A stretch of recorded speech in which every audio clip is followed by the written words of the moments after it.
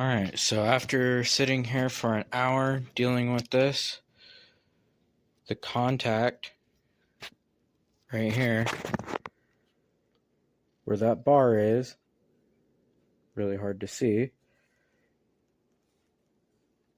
but that rubber piece makes it nearly impossible to sit this trigger.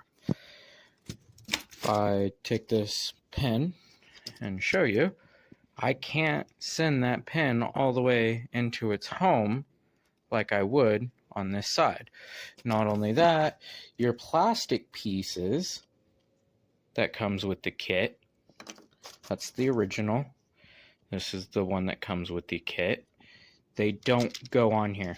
They just, like, they don't sit on here properly. Like, I don't know what you guys did in the creating process, but it, like, you can visibly tell that's not set properly.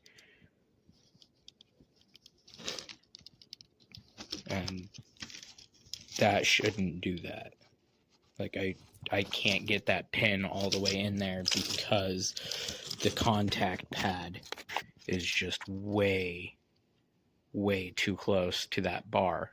So you can't get the rings